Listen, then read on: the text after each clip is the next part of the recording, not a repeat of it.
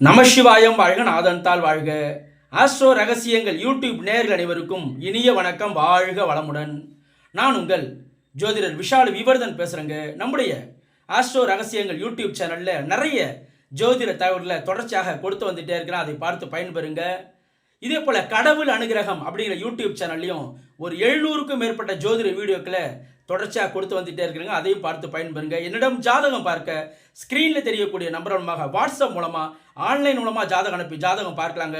நம்ம இன்றைக்கி என்ன பதிவு பார்க்க போகிறோம் அப்படின்னா, ஒரு மனிதனுடைய வாழ்க்கையில் உச்சத்தை தரக்கூடிய 2 கிரகங்களுடைய தசை எப்படி இருக்கும், அதை ஒரு ப்ராக்டிக்கலாக நம்ம பார்க்குறோங்க.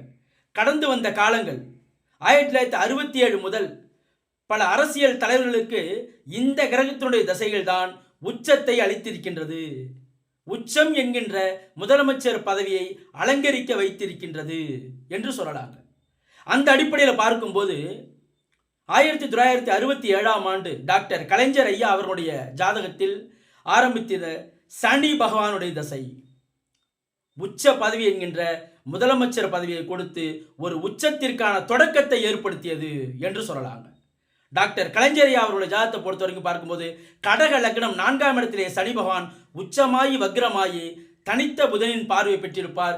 கேந்திர பலத்தோடு இருந்திருப்பார். அவருடைய ஜாதகம் அளப்பரிய ஒரு அற்புதமான ஜாதகம். லக்னத்தை குரு பார்த்து லக்னாதிபதி உச்சம் பெற்று சனி பகவானுடைய திசை ஒரு உச்ச நிலையை அந்த நேரத்திலே அவருக்கு அளித்தது என்று சொல்லலாம். அதனுடைய தொடர்ச்சியாக பல ஆண்டுகள் டாக்டர் கலைஞர் ஐயா அவர்கள் பதவிகளில் இருந்தாங்க அப்படிங்கிறது நம்மளுக்கு தெரியுங்க. அப்போ அந்த தொடக்கத்தை ஏற்படுத்தியது எந்த தசை? சனி பகவானின் தசை. 1975ஆம் ஆண்டு புரட்சி தலைவர் பொன்மன செம்மல் டாக்டர் எம்ஜிஆர் அவர்களுடைய ஜாதகத்தை நீங்கள் ஆய்வு செய்யும் போது 1975ஆம் ஆண்டு திரு எம்ஜிஆர் அவர்களுடைய ஜாதகத்தில் ராகு பகவானுடைய தசை தொடங்கியது. 1972 கட்சி ஆரம்பித்து 1977 முதல் 87 வரை ஆட்சி கட்டிலே அமர்ந்திருந்தார் புரட்சி தலைவர். அப்போ அந்த ராகு பகவானுடைய தசை ஒரு உச்ச பதவியை தொடர்ச்சியாக அலங்கரிக்க வைத்தது என்று சொல்லலாங்க. ராகு பகவானுடைய தசை. அதற்கு அடுத்தது அம்மையார் புரட்சி தலைவி அவருடைய ஜாதகத்தை நீங்க பார்க்கும்போது 1994ஆம் ஆண்டு தான் ராகு தசை. ஆனால் ராகு தசையிலே அவர் உச்ச பதவியில் இருக்க வேண்டும் என்பதற்காகவே செவ்வாய் தசையுடைய பிற்பகுதியில் செவ்வாய் பௌர்ணமி சந்திரனோடு இணைந்திருப்பார். செவ்வாய் சிம்மத்திலே அமர்ந்து பௌர்ணமி சந்திரனோடு இணைந்து அளப்பரிய ஒரு அதிகார பதவியை கொடுக்கக்கூடிய அளவில் அந்த செவ்வாய் பகவானுடைய தசையின் பிற்பகுதியில் ராகு திசையில் அவங்க முதலமைச்சராக இருக்க வேண்டும் என்ற அடிப்படையில் ஒரு அற்புதமான பதவியை, ஒரு உச்ச பதவியை புரட்சி தலைவி அம்மா அவர்களுக்கு ராகு பகவான் செவ்வாய் பகவானும் ராகு பகவானும் வழங்கினார்கள் அப்படின்னு சொல்லலாங்க. அந்த ராகு தசையினுடைய தொடக்கத்தில் அந்த செவ்வாய் தசையுடைய பிற்பகுதியில் ஒரு உச்ச பதவியில் புரட்சி தலைவி அம்மா அவர்கள் அமர்ந்தாங்க அப்படின்னு சொல்லலாங்க. அதே போல் நீங்கள் பார்த்தீங்க அப்படின்னா திரு எடப்பாடி ஐயா அவர்கள் ஜாதகத்தை பார்த்தீங்கன்னா ரிஷப லக்னம் 6ஆம் இடத்திலே சனி பகவான் உச்சம் பெற்று அமர்ந்திருப்பார். அந்த சனி பகவானுடைய தசை உச்ச பதவி என்கின்ற முதலமைச்சர் பதவியை அலங்கரித்து வைத்தது என்று சொல்லலாங்க. திரு எடப்பாடி ஐயா அவர்களுக்கு நடந்த சனி பகவானுடைய தசை. அதே போல தற்போது முதலமைச்சராக இருக்கக்கூடிய திரு மு.க. ஸ்டாலின் ஐயா அவர்களுடைய ஜாதகத்தை பொறுத்த வரைக்கும் அதே சனி பகவானுடைய திசை தான் முதலமைச்சராக உச்ச பதவியில் அமர வைத்தது என்று சொல்லலாங்க. அதே போல இவ்வாறு இருக்கும்போது அடுத்தது நீங்க பார்க்கும்போது அப்ப நீங்க எந்த அமைப்பை நீங்க ஆய்வு செய்யணும்? அப்ப தற்போது உள்ள அரசியல் தலைவனுடைய ஜாதகத்தில் சனி பகவானின் தசையோ ராகு பகவானுடைய தசையோ ஏதேனும் நடைமுறையில் இருக்கின்றதா, அந்த கிரகம் நன்றாக இருக்கின்றதா என்பதை சீர்தூக்கி பார்க்க வேண்டும். திரு எம்ஜிஆர் ஐயா அவர்களுடைய ஜாதகத்தில் நீங்க பார்த்தீங்க அப்படின்னா ராகு சுக்கரனோடு இணைந்து மகர ராகுவாக சுபத்துவம் அடைந்திருப்பார் ராகு. திரு கலைஞர் ஐயா அவர் ஜாதகத்தில் சனி பகவான் உச்சம் பெற்று வக்ரம் பெற்று சுக்கிரனுடைய வீட்டிலே தனித்த புதனின் பார்வை பெற்று கேந்திர பலத்தோடு இருப்பார். புரட்சி தலைவி அம்மா அவருடைய ஜாதகத்தில் நீங்க பார்த்தீங்க அப்படின்னா அந்த ராகு பகவான் குருவின் பார்வையிலே மேஷ ராகுவாக இருப்பார். திரு எடப்பாடி ஐயா அவருடைய ஜாதகத்தில் நீங்க பார்த்தீங்க அப்படின்னா சனி பகவான் ரிஷபத்திலே சனி பகவானுக்கு வீடு கொடுத்த சுக்கிர பகவான் உச்சம் பெற்றிருப்பார். லக்னாதிபதி உச்சம் திரு எடப்பாடி ஐயா அவருடைய ஜாதகத்தில் சனிக்கு வீடு கொடுத்த சுக்கிரன் உச்சம். அப்ப இந்த அரசியல் தலைவனுடைய ஜாதகம் எல்லாத்தையும் நீங்க ஆய்வு செய்யுங்க.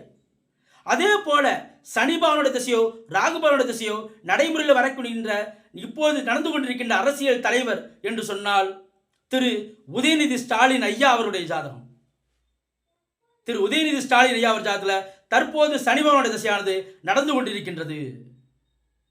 திரு உதயநிதி ஸ்டாலின் ஐயா அவருடைய ஜாதகத்தை பொறுத்த வரைக்கும் கும்ப லக்னத்திலே பிறந்து லக்னாதிபதி சனி 7ஆம் இடத்திலே திக்பலம் பெற்று அந்த சனிக்கு வீடு கொடுத்த சூரியன் திக்பலம் பெற்று நீச்சபங்க ராஜயோகம், பௌர்ணமி யோகம், பரிவர்த்தனை யோகம், கிரகமாளிகா யோகம், இது போன்ற பல யோகங்களை பெற்ற திரு உதயநிதி ஸ்டாலின் ஐயா அவருடைய ஜாதகம் பல மடங்கு யோகங்களை பெற்றதாக இருக்கின்றது. தற்போது திரு உதயநிதி ஸ்டாலின் ஐயா அவர்களுக்கு சனி பகவானுடைய திசை நடந்து கொண்டிருக்கின்றது. கும்பலகணத்திற்கு வரவேண்டிய யோகம் செய்யக்கூடிய சனி பகவானுடைய திசை நடந்து கொண்டிருக்கின்றது.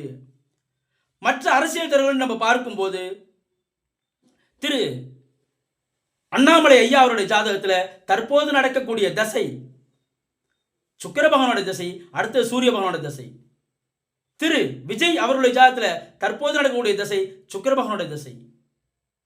திரு எடப்பாடி ஐயா அவருடைய ஜாதகத்தில் தற்போது நடக்கக்கூடிய திசை புதன் பகவானுடைய திசை. அப்ப இந்த இடத்துல அளப்பரிய யோகங்களை வாரி வழங்கக்கூடிய 2 கிரகங்கள் என்று சொன்னால் அது சனி பகவானும் ராகு பகவானும். தற்போது இருக்கின்ற அரசியல் தலைவனுடைய ஜாதகத்தை அனைத்தையும் ஆய்வு செய்யும் போது சனி பகவானின் தசை நடந்து கொண்டிருக்கிறது. யாருடைய ஜாதகத்தில் என்று பார்த்தால் திரு உதயநிதி ஸ்டாலின் ஐயா அவருடைய ஜாதகத்திலே இந்த திசையானது நடந்து கொண்டிருக்கின்றது. அந்த சனி பகவான் நன்றாக இருக்கின்றார்.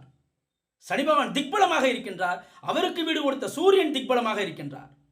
அப்ப பலம் பொருந்திய சனி பகவானுடைய திசை ஒரு உச்சத்தை, ஒரு உச்ச நிலையை அடைய வைத்தே தீருவார் என்று சொல்லலாங்க.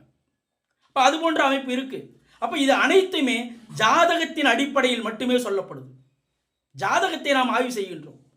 எந்த கிரகங்கள் வலிமையாக இருக்கின்றன, எந்த கிரகம் உச்சத்தை தருகின்றன, எந்த கிரகம் வலிமையை இழக்க வைக்கின்றன அப்படி சொல்லிட்டு நம்ம ஜாதகத்தை தான் முழுமையாக ஆய்வு செய்கின்ற முடிய இந்த கட்சி அந்த கட்சி என்ற அமைப்பெல்லாம் இங்கே இல்லைங்க. ஜாதகம் நன்றாக இருந்தால், ஜாதகம் வலிமையாக இருந்தால், ஜாதகம் யோகமாக இருந்தால் அவர்கள் யோக நிலையை அடைந்தே தீருவார்கள். அவர்கள் உச்ச நிலையை அடைந்தே தீருவார்கள். நன்றி, வணக்கம். வாழ்க வளமுடன், வாழ்க வையகம், வாழ்க பிரபஞ்சம்.